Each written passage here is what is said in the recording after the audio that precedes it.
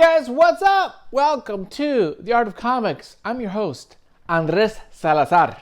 And we're here. We're going to talk about comic books. This is the channel. We talk about sequential art, illustration, comics, all that kind of stuff. And today, as you see in the title, we're going to do a 5-minute review of the first issue of Beautiful Canvas. Beautiful Canvas. This was published by Black Mask. They're a independent comic book publisher, kind of a la mode of like Image and some of these other kind of indie comic groups that are really, in my opinion, really doubling down on the let's sell the rights. Let's make something that could be translated into TV film. That's my take. And this is definitely that as well. Beautiful Canvas is created by the team of Sammy Kivelä, the artist, which gets top billing. Usually the writer gets top billing. I found that fascinating. And the writer, Ryan Lindsay. Colorist by Triona Farrell. Letterer, Ryan Ferrier. And editor, Dan Hill.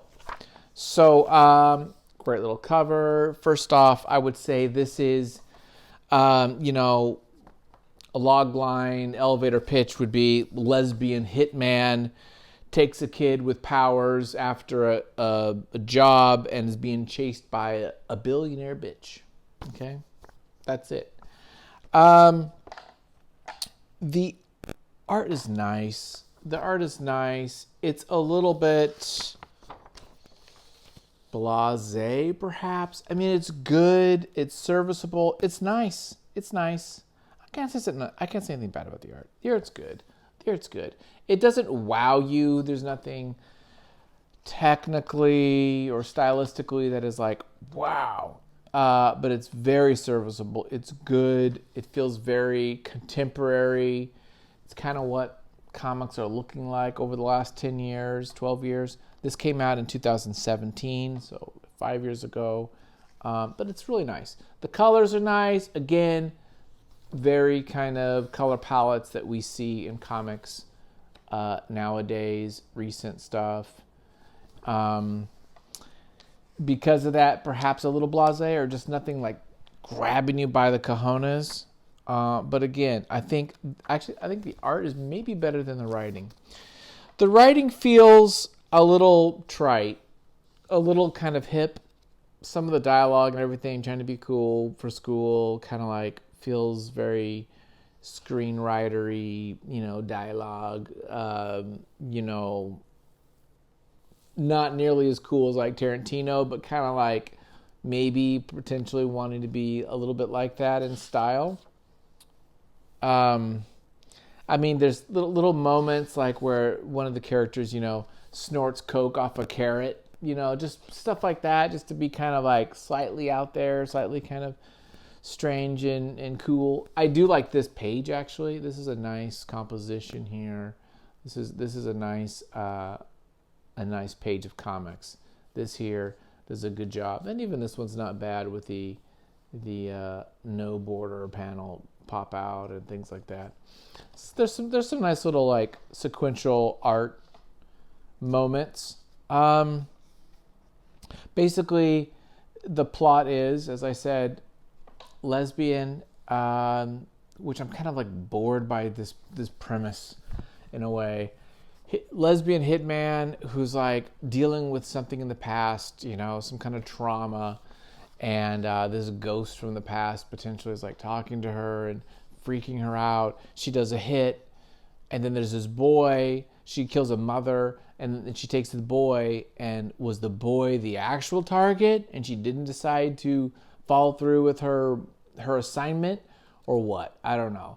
The billionaire bitch chick, she is the one who hired her, and now she's after her. She has these like superpowered goons that go after her. So about halfway through the comic, we realize, okay, there's superpowers in this.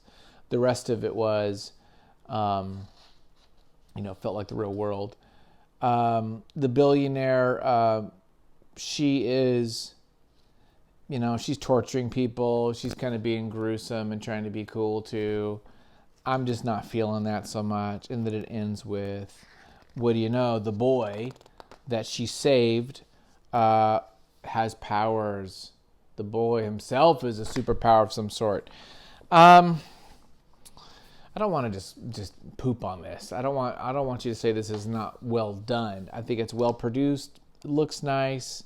It just didn't grab me. It just felt like another one of these like pilots that people come up with. And maybe I'm not being fair. Maybe 24 pages, $5 or whatever this cost isn't a fair. $4 isn't a fair jet. But you know what I say?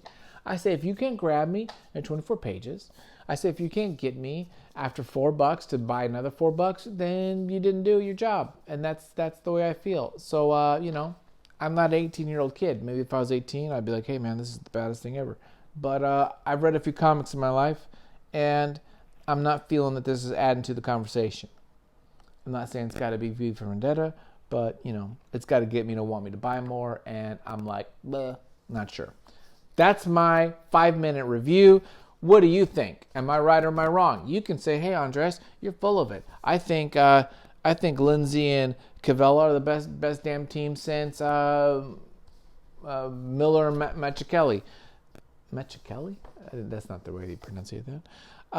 Or you could say, Salazar, you're right on freaking top. Well, guess what? You tell me. Let me know. I do like Black Mask. I do like what they're doing. I like the comics they're coming out with. This one just kind of felt not so sure about it. That's my take on it. What do you guys think? Check out my videos.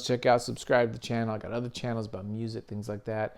If you want to see what I do and see if I have any salt in me, check out my Patreon and see what my own work is. So thanks very much for watching and have a good one. Bye guys. Take care. Ba-dum boom.